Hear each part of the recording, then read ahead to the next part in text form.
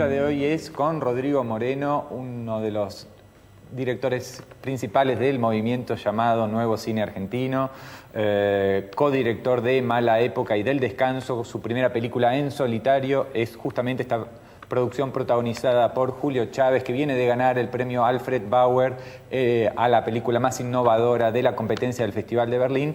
Estamos con Rodrigo. Bienvenido, Rodrigo. ¿Cómo llegaste al Custodio, a esta primera película enteramente propia? Llegué, bueno, creo que contaste bastante, pero después del Descanso tenía la necesidad de encontrar un canal más personal para expresarme y empecé, una vez me crucé con unos custodios en la calle, o sea, vi una escena de dos autos, un protocolo, gente abriendo puertas, tipo de traje, alguien importante que entraba a uno de esos autos. Es decir, algo coreográfico que me había llamado mucho la atención. Y a partir de ahí empecé a escribir unas páginas, unas 10, 15 páginas. Participé en el VAL, en el Buenos Aires Laboratorio, que vos estabas de jurado. Y a partir de ahí el proyecto se fue armando. Después entró Musalupi, después entró Julio Chávez, y bueno, y así. Y después entraron, en el caso de tu película, unas cuantas fundaciones internacionales, ¿no es cierto?, avalando el proyecto, y productoras. Sí, sí. Digo, te pregunto esto porque me parece que es una de las películas argentinas recientes que logró armar una estructura de producción más diversificada. Digo, me interesaría que contaras un poco justamente esto, o sea, cómo se van armando estas coproducciones en las que van entrando fundaciones. Recibiste un montón de premios del Sundance, de acá, al guión. ¿Por qué no contás un poco? Sí, cómo se la arma? verdad que en realidad tuvimos mucha suerte. Digamos, es una película que de algún modo, digamos, no sé si la película, pero sí el proyecto era muy difícil, o yo entendía que era muy difícil encontrar un financiamiento de manera más natural. O sea, había una propuesta un poco radical y eso no fue entendido así en las fundaciones en las que aplicábamos. Lo primero que recibimos, el proyecto primero participó en una serie de talleres. Fueron 4 años en total hasta el estreno. Participé en Fundación Carolina, en esto del VAL, en Equinox de Francia, no me acuerdo, en algún otro más que ahora no me acuerdo. Y después presentamos en NHK Sundance, donde ganó el premio al mejor guión latinoamericano. Y como que a partir de ahí se fue armando. Una cosa lleva a la otra, Hay un encadenamiento. Un efecto dominó, que es como pasa con las becas. ¿Viste? Yo tengo amigos que no hacen cine, que se presentan a becas y una beca Llama a la otra. llama a la otra. O sea, esto se produce porque justamente funciona como aval el premio del Sundance. Yo no sé, pero de algún modo, qué sé yo, si el jurado de Fonsud recibe el proyecto, les interesa y tienen que dirimir entre dos, bueno, che, pero además tiene Sundance, y después vas a jugar Vals, y después World Cinema Fund en Alemania, Ibermedia. La verdad que tuvo una cantidad, de hecho los créditos son... Sí, son larguísimos. Un desfile de... Sí. Parece como los links de una página, ¿viste? Sí, al comienzo de la película vos estás esperando que arranque de una vez porque es un desfile de cliquea. coproductores. Ahora, todos tenían en claro que se trataba de una película bastante, no solamente muy personal, sino bastante arriesgada por el enfoque, la mirada, el tipo de personaje. Es un custodio, personaje que suele estar siempre en un segundo plano y que en la película también tiene, digamos, está siempre marcado como detrás del personaje protagonista, que es un ministro de la nación. Y bueno, ¿cómo se veía cuando vos decías, bueno, voy a presentar la idea? Porque tampoco, no sé si vos trabajaste con un guión de hierro o si... No, yo tenía... Bueno, hay diferentes etapas. Yo en el rodaje no tenía guión, tenía dibujos, nada más. Además, también es cierto que es una película con no muchos diálogos, con lo cual no tenía la necesidad de estar atado al diálogo, che, a ver qué tiene que decir. Independientemente de eso, que eso es de última secundario, había una idea que, digamos, yo desde el primer momento sentí que tenía una idea para una película y no para un guión. Es decir, que con los otros trabajos, con el Descanso había una idea con Ulises y con Andrés, bueno, a ver, encontremos o divirtámonos con una estructura narrativa que huela a género y qué sé yo. Tenemos imágenes del descanso después para ir echando también. Con Mala Época tenía una obsesión por los diálogos. Pero es diametralmente opuesto, digamos, el tono del descanso a esta película que es mucho más ascética. Y Sí. Muy distinto. Pasa que, bueno, yo con Ulises y con Andrés tengo como un canal expresivo muy diferente, ¿no? Lo habíamos hecho con el corto de Olivera de Chala, en el que somos como 3 amigos ahí justo está que se ponen, digamos, nos juntamos para divertirnos un rato y jugar un poco en el cine. Obviamente eso te anula en temas más personales o en necesidades más íntimas. Pero es interesante esto que decías, que vos tenías como más la idea, digamos, de cómo querés la película y más sobre todo de encuadres, cosas visuales. Por eso vos habías contado que tenías como muy fotografiadas las locaciones, dibujados, cómo querías que estuvieran los autos, cómo se bajaran, todo esto que vos habías visto y que me imagino que después habrás estudiado, habrás investigado cómo trabajan en detalle los custodios. Fue algo interesante, yo me contacté con unos custodios reales de un ministro, al punto que llegué a una confianza por la cual pude meterme en el auto de ellos y seguir durante un par de días la rutina monótona de seguir a alguien. De todas maneras, no fue en términos de recabar información como un documentalista, sino yo iba con una cámara de video y para lo que a mí me sirvió es como para encontrar una mirada sobre eso. No tanto, mirá, tienen una 45, no una 9 milímetros. Claro. Eso, digamos, si bien sí me ajusté a respetar el verosímil, no era como mi obsesión era tratar de encontrar, cómo mirar esto. Es decir, tratar de encontrar una marca por la cual se justifique que yo esté contando esta historia y no otro. Ahí justamente estamos viendo, vos recurrís varias veces a este tipo de tomas desde arriba, ¿no? Sí, planos cenitales, hay 3 o 4, y justamente sí, esto demuestra lo que hablábamos recién, efectivamente esto parece como dibujado, ¿no? O sea, hay una simetría. A mí pero eso lo encontré, ese es el playón del Ministerio de Economía. Locación una de las primeras locaciones que yo fui a ver, que curiosamente la elegí a partir de una película de Pino Solanas, que había unos pasillos en una de estas que hizo sobre Memoria del Saqueo, que había unos pasillos con Steadicam. Me interesaban esos pasillos, entonces logré ir al Ministerio de Economía y ese playón donde están realmente los custodios, donde residen los custodios, yo los miraba desde arriba y había como un imán que me llevaba a verlo casi como, muy simétrico, de colores muy fuertes, no sé. Ahora, Rodrigo, volviendo a lo que vos mismo decías definías como propuesta radical de la película, que es lo que señalaba Diego, esto de convertir en centro de la película a un personaje secundario o terciario. Me acuerdo de una película de Brian De Palma en la que el protagonista se sentía culpable porque sentía que era un extra de su propia vida. Tal vez sería aplicable, digamos. Absolutamente. ¿Cómo fue que desarrollaste, digamos, y hay un trabajo sobre tiempos muertos? Y yo te sumo acá el trabajo con Julio Chávez, digo, ¿cómo trabajaste con él? Yo creo que no es un trabajo sobre tiempos muertos. Yo creo que, creo que la estructura de toda la película, o sea, a lo largo de la estructura de toda la película late el conflicto en cada escena. Es decir, no es una estructura de tensión más transición, reposo, tensión. Parece que es una película en ese sentido bastante uniforme en cuanto a tensión. Lo que pasa es que el reposo es parte de la acción dramática. Es decir, el tipo tiene que esperar al ministro que está en el baño haciendo pis, qué sé yo. Ahora, eso es el conflicto de la película, ¿no? Y también ahí en esos aparentes tiempos muertos y en la forma en que lo tratan, y eso están las pequeñas, mínimas humillaciones cotidianas que se van sumando y acumulando y que llevan a... que es lo que va moviendo, digamos, dramáticamente a la película.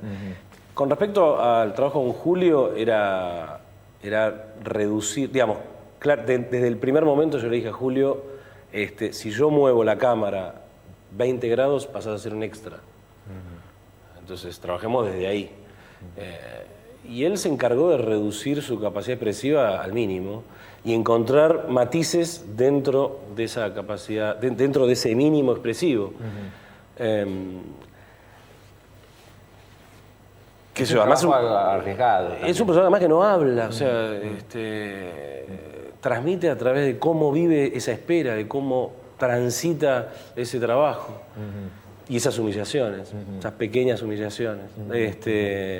Yo sé que vos sos un cinéfilo, te gusta mucho y por ahí revivís un poco a cuando se habla de películas o directores que te marcaron, pero digo, a mí viendo la película inevitablemente me viene a la cabeza Tsai Ming-liang y por ejemplo El gitano de Sonatín. ¿Funcionaron quizá en el momento de pensar la película como inspiraciones, como ideas? Porque en el fondo esta es tu primera película enteramente personal. Si bien no es tu ópera prima, es la primera película que... Tercera ópera prima, tercera ópera prima. ¿Funcionaron de alguna manera como modelos, como inspiración, como...? ¿Qué sé yo? Digamos, la influencia la tenés no solo a través de las películas que a uno le gustan, sino a través de las charlas de cine, de los libros y de las observaciones que uno hace en la vida, digamos, cotidiana, las cosas que uno apunta. La vez pasada, creo que en Berlín, en la conferencia de prensa, alguien preguntó algo similar en cuanto a Tsai Ming-liang y a Takeshi Kitano. Y yo la respuesta fue, mire, por respeto a ellos, no puedo decirlo, digamos, porque digamos, para mí son grandes. Pero yo te lo pregunto porque artistas. vos sos un director que ve mucho cine y que además lo piensa, digamos, entonces me parece que hay como una elaboración. Y, digo, que yo vea eso no quiere decir que la película no sea absolutamente argentina, reconociblemente argentina. Sí, no, pero no tengo miedo a eso, digamos, porque claramente, digamos, yo pienso una película desde otro lugar. Obviamente hay muchos directores que me gustan, obviamente El Río o Goodbye de Dragon Inn son películas que a mí me fascinan, que las tengo, que las miro. Sonatín lo mismo, como Bresson, como Antonioni, qué sé yo, como otros directores que tampoco que no tienen nada que ver. Sí, porque vos te gustan, o por lo menos en una época te gustaban mucho los hermanos Coen. Sí, los Coen, Fellini. Ahora, sin embargo, efectivamente hay un par de escenas de la película que representan una ruptura de tono muy fuerte con respecto a este tono del que estamos hablando, así como ascético, riguroso, ascético, contenido, que tienen que ver con el personaje de la hermana de Julio Chávez. Y en esas escenas yo sí percibo esa otra vertiente, digamos, que te interesa a vos y que había aflorado en alguna de tus películas, de ciertos realizadores más vinculados con la ironía, como pueden ser los hermanos Coen. ¿Vos lo ves de esta manera? No, paradójico, ¿no? Porque cuando no es Tsai Ming-liang es en un restaurante chino. No, pero... Sí, divertida, más italiana. No, en realidad la secuencia del restaurante chino claramente es adrede que esté fuera del tono de la rutina del custodio. Además, es lo que muestra justamente, es cuando se va de la rutina del custodio, es lo que muestra la intimidad del personaje, su vida personal. En realidad, a mí me agobiaba, incluso durante la escritura, me agobiaba esa rutina. Que yo la creía necesario ese agobio para llegar a ese final.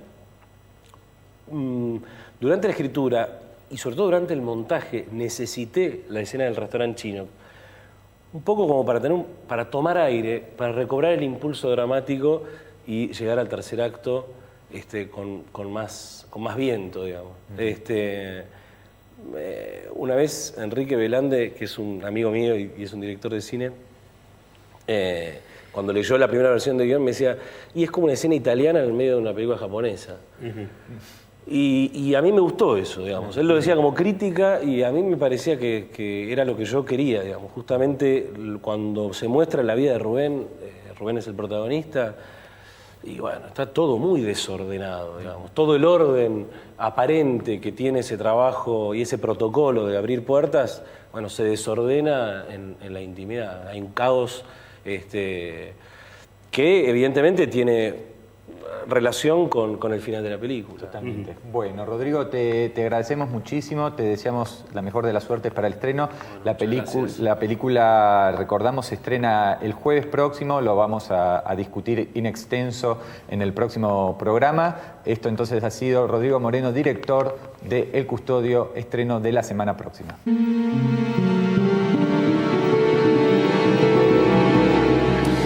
Otro histórico del cine argentino estrena su ópera prima en solitario. Se trata de Rodrigo Moreno, que había participado como guionista de uno de los cortos de aquellas famosas historias breves, de las que también surgió, entre otros, Daniel Burman, Lucrecia Martel, Adrián Caetano. Moreno debuta con su ópera prima de estos días. Se trata de El Custodio, una de las películas que llegan a su estreno con mayor cantidad de avales de fundaciones, premios en festivales. Ganó en Berlín un premio muy importante, el Alfred Bauer. Sí. Acaba de ganar en el Festival de Guadalajara hace cuestión de días 3 premios más. Y encima tenía avales del Sundance, de Ibermedia, de todas las fundaciones habidas y por haber. Digo, es como una película que llega con un respaldo muy importante, ¿no? Sí, igual de todas maneras me parece que eso es relativo, tiene que ver también un poco con la manera de financiar las películas argentinas del nuevo cine argentino, el cine independiente argentino, el tema de los festivales. Hay que ver, bueno, ahora tiene el desafío de su propio público, ¿no? Y me parece que ahí está. Y es interesante también en el sentido de que, como vos decías, él estuvo en las historias breves del año 96, y recién ahora, 10 años más tarde, hace su primera película enteramente personal, independiente, como él mismo lo confesó en el programa pasado, porque había codirigido Mala Época y El Descanso, películas en las cuales, bueno, compartió con otros 2 directores y de alguna manera estaba, bueno, era un híbrido, ¿no? En el caso de Mala Época dirigió uno de los 4 episodios, claro. Y en el caso del Descanso codirigió a 6 manos. Sí, a 6 manos. Exactamente. Sí. Sergio, bienvenido. ¿Y qué te pareció? O sea, como primera impresión, digamos que... Sí, a mí me parece que se plantea con El Custodio un caso interesante, ¿no? Porque se la suele tomar como uno de estos casos de donde los directores que eran directores jóvenes hace 10 años pasaron a un cine de más producción, cuando en realidad en la película no hay más producción, es una película como muy mínima, en el sentido de... Austera. Completamente, muy disecada, ¿no? Sobre la cotidianidad de un custodio, de un ministro de la Nación y el desarrollo de sus días hasta un momento donde se produce algo que se supone que cambia algo en la rutina, ¿no? Pero me parece interesante es que... No, y otra cosa... tiene 33 años Rodrigo Moreno, claro. O sea que no es como un veterano que recién ahora, claro, digamos... Son muy chicos, como la mayoría de estos directores. Y me parece que lo que es interesante es que se mantiene, respecto a lo que se dio a conocer como el nuevo cine argentino, como la mirada invertida, ¿no? Es decir, si uno piensa por ahí en lo que era el cine argentino de los 80, esta historia hubiera sido contada al revés.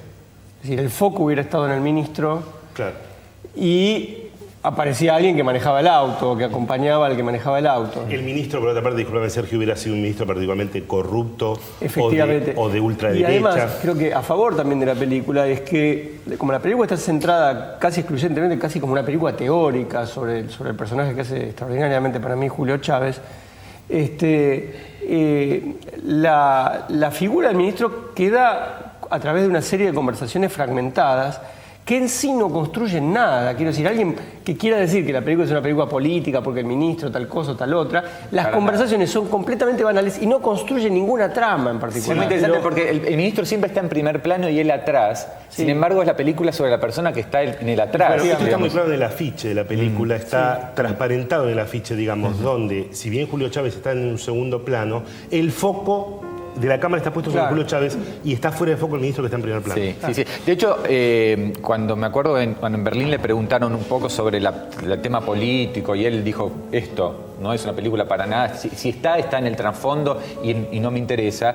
Lo que él decía es una película sobre el punto de vista, sobre lo que se ve y lo que no se ve, lo que la cámara muestra y lo que no, lo que oye o no oye el mismo custodio, digamos. Y hay, como vos decías, me parece que hay una idea teórica, una idea de punto de vista, de puesta en escena, y me parece que él la mantiene a ultranza, la mantiene con armas muy nobles como la elipsis, el uso del fuera de campo, del fuera de foco. Me parece que juega con el cine de una manera para mí muy inteligente y muy interesante. Sí. Vos tenés creo que algunas reservas, digamos. Sí, pero antes de eso quisiera también, un poco en continuidad, Sergio, con las, si se me permite la redundancia, las continuidades que vos señalabas entre esta película y otras del nuevo cine argentino, o cierta continuidad de mirada, digamos.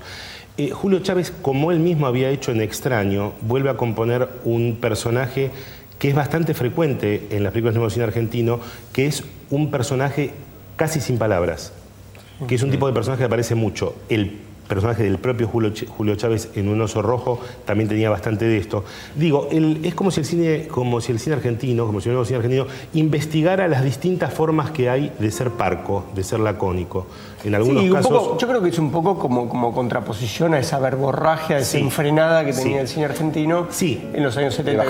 Lo cual efectivamente, esta contraposición siempre fue una bandera de los realizadores del cine argentino. Es como si efectivamente estuvieran llevando esa bandera a lo más material, a lo más concreto, que es efectivamente construir personajes que son lo contrario, como decís vos, de aquella verborragia. Incluso acá, en una película que transcurre en el ámbito de la política. O sea, es un ministro y todas sus conexiones, su día, escenas en los despachos. Sin embargo, está totalmente atenuado, asordinado este aspecto. Es como la mirada, es como si en lugar de si Moreno quisiera darle al espectador la mirada que el espectador común no tiene sobre la política, que es lo que intenta muchas veces por ahí la televisión, en realidad lo que hace es producir una empatía con el espectador. Es decir, el custodio ve lo mismo que vería un espectador. Exactamente. Ve y oye tan poco como nosotros. Digamos, solo puedo contar este poco que es lo que yo conozco. Me parece que eso es extraordinario. Ahora, yo les hago un par de preguntas porque la zona más ríspida quizá de la película tiene que ver con, o sea, él va trabajando esas pequeñas humillaciones, esta cosa monótona de la vida, pero por otro lado él tiene a su cargo, digamos, tiene una hermana enferma, una sobrina, y de alguna manera hay un par de escenas, sobre todo una escena en un restaurante chino, una escena sexual con una prostituta, donde la película quiebra el tono y, digamos, para ustedes está justificado, les parece que funciona, ven ahí alguna cosa. Para mí está muy bien eso, porque me parece que, digamos, si bien la película no construye un crescendo dramático en el sentido convencional de la palabra, hay algo que se va armando un poco, no diría de modo invisible, pero hay una pequeña subtrama que asoma en algunos momentos y que uno está en la duda de si va a estallar o no en la película, digamos, si finalmente va a haber algún efecto de todo eso o la película va a retornar a una especie de medianía de todo. A mí me gusta eso, me parece que produce un efecto desestabilizador sobre el espectador, ¿no? Sí, a mí no me convence tanto, en verdad, ninguna de las dos cosas que vos mencionaste en la película. Quiero decir, a mí como espectador la película no me construyó esta tensión latente que se supone debería estar construyendo, que creo que otros la perciben, como puede ser el caso de ustedes. A mí no me pasó. O sea, efectivamente la superficie, digamos, que muestra Julio Chávez me resultó demasiado hermética y por detrás de esa superficie no pude ver aguas latentes que presagiaran, digamos, el final que la película tiene. Y con respecto al personaje de la hermana del custodio, que es esta mujer que está internada en la visita primero en un centro de salud mental y que después tiene una escena en un restaurante chino, me parece a mí que está fuera de tono con respecto a la película y me parece que está muy caricaturizada y muy ridiculizada de una manera que no solo está fuera de tono, sino que me parece que en sí misma creo que es un personaje que sale bastante desaventajado. Bueno, están planteadas acá algunas diferencias, algunos matices. A mí me parece una película muy interesante, uno de los debuts, con las salvedades del caso de que ya tenía mucha obra detrás, más interesante de los últimos tiempos. Veremos cómo le va. Es una película que en sí, comercialmente, me parece difícil. Es una película que, bueno, salen 12 copias. Veremos si hay un público, yo creo que justo quizás sale en el momento del Bafisi, donde parte de ese público se le puede ir. No sale en el momento más adecuado, te diría que sale en el peor momento. Pero bueno, veremos cómo le vaya, seguiremos su carrera comercial.